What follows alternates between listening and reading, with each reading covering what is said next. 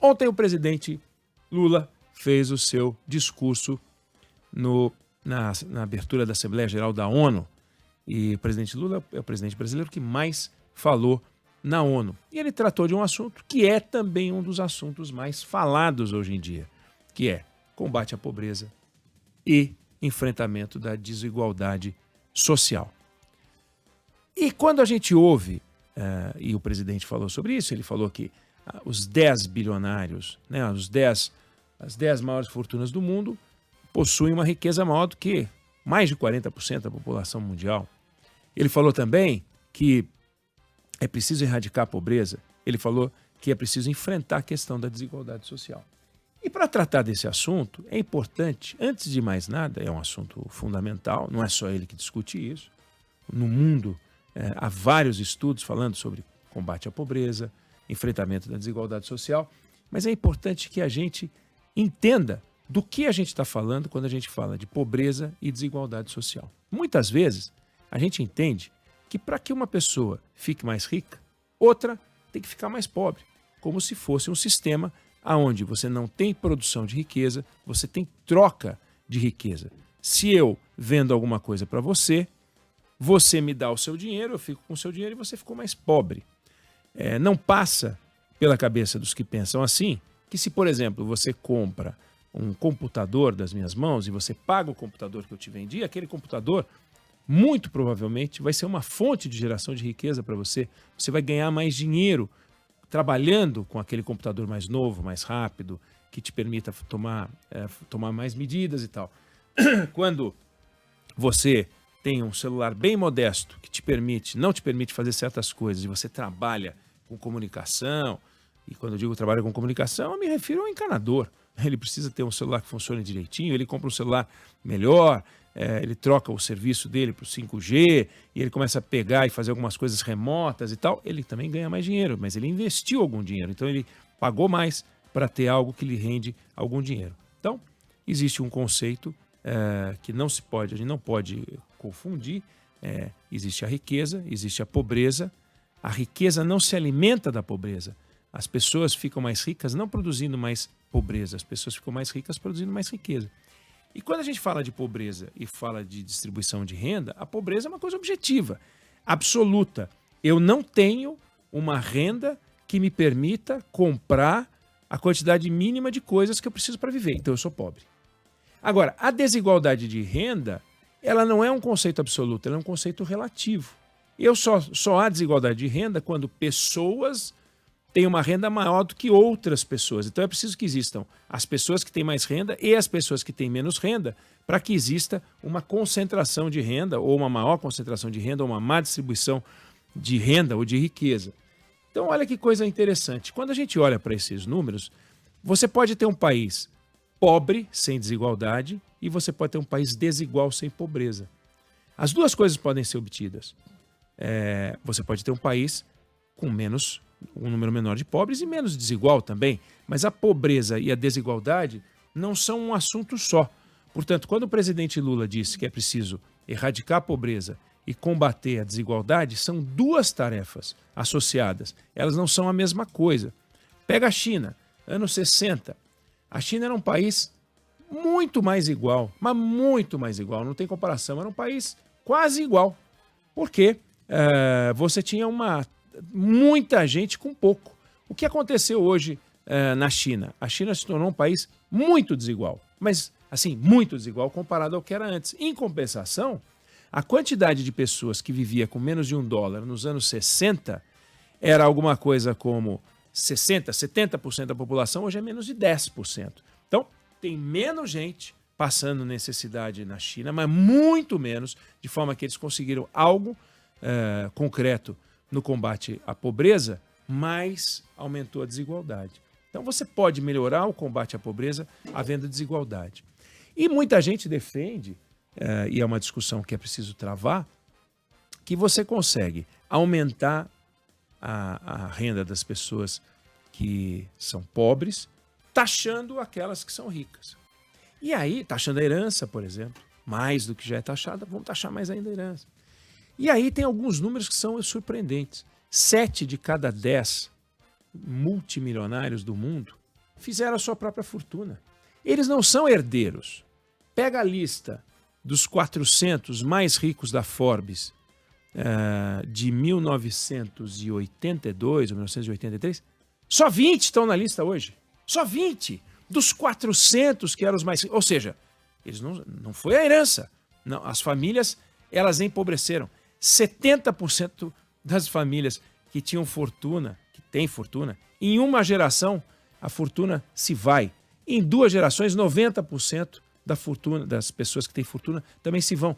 Porque o dinheiro vai sendo dividido, a fortuna se vai. Então, a taxação das fortunas e tal é mais uma discussão conceitual, é mais uma discussão teórica do que uma coisa de renda prática. O que realmente a gente precisa discutir e é fundamental ao lado desses temas ou em função desses temas é que a distribuição de renda se dá não pegando o dinheiro ou exclusivamente pegando o dinheiro de quem tem e dando para aqueles que não têm, porque isso não faz sentido como um processo. O que é preciso é dar a quem não tem as condições de fabricar o seu dinheiro. E isso acontece por meio da educação, da saúde. Tem estudos mostrando que os jovens que têm 8 anos hoje, no Brasil, não no mundo, no Brasil, eles têm uma produtividade 56% menor do que teriam se eles tivessem educação e saúde de qualidade. Ou seja, se tem 56%, vai a metade. Significa que eles poderiam dobrar a produtividade, ou seja, poderiam produzir o dobro, poderiam ganhar o dobro ou mais do que o dobro se tivessem uma educação de qualidade ou uma saúde, o que é uma coisa perversa, porque não falta escola. Ou seja, as crianças estão na escola, só que elas não aprendem. Então, os pais das crianças mais pobres ou os pais das crianças de escolas sem essa qualidade toda, porque tem exceções, tem escolas em regiões pobres, tem escolas no Ceará, por exemplo, Piauí e outros lugares, Espírito Santo, mesmo em outros estados que dão show, inclusive ou principalmente em regiões pobres. Mas se você não tem isso, os pais pensam, bom, meu filho vai ter um futuro melhor, porque ele está na escola, então vai ser super legal, vai ser bacana, ele vai aprender, ele vai ganhar. Só que daí ele não aprende, então ele não consegue fazer as operações. Os garotos de 10 anos hoje, a maioria dos garotos de 10 anos hoje da rede pública, não consegue entender um texto simples que era esperado que entendessem. E aí, como é que você vai fazer? Você tem que olhar mais para o ministro da Educação do que para o ministro da Fazenda. E hoje a gente discute as questões econômicas, que são sociais, porque economia só se presta a uma questão social. A economia, aliás, é uma ciência, não é do campo de exatas, é do campo de humanas, porque é uma ciência que cuida da vida das pessoas.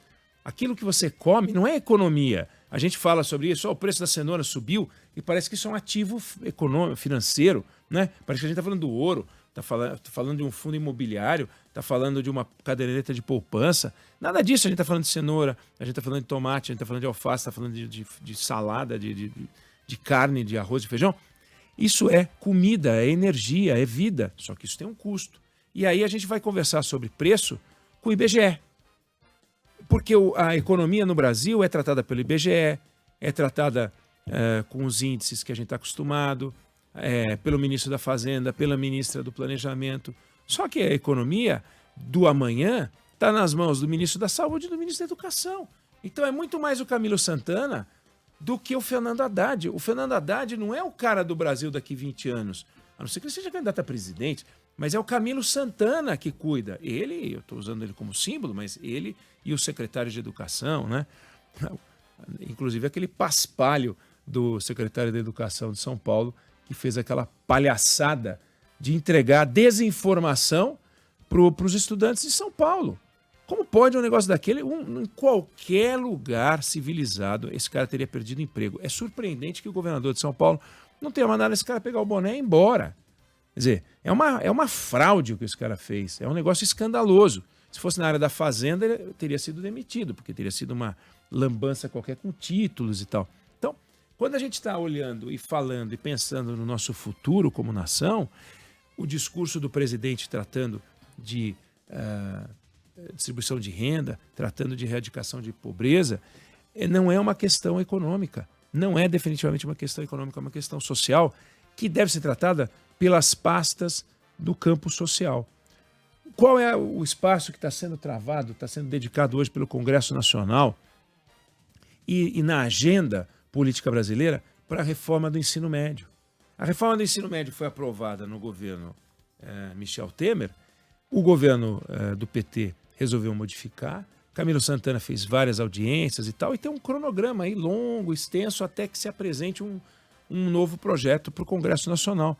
A gente está andando com mais velocidade em questões econômicas, arcabouço, reforma tributária não vou nem falar, né? Porque também não anda, também é a exceção que confirma a regra, mas também vai passar esse ano. Então, a gente trata dos assuntos econômicos com uma urgência, com um senso de urgência que a gente não dá para as questões sociais. E são as questões sociais a que me refiro que como fontes de riqueza, produtoras de riqueza. E isso a gente não tá vendo essa discussão no Brasil desse jeito. A gente fica discutindo iniquidade, desigualdade e erradicação da pobreza como questões econômicas e misturadas. Toma o dinheiro daqui e põe o dinheiro de lá. Então, eu queria fazer essa divisão de conceitos, quer dizer, fazer não, porque não fui eu, não estou inventando nada, discutir isso para organizar a discussão. Não sei se você concorda ou se você discorda, mas essa é a opinião que eu tenho sobre o assunto.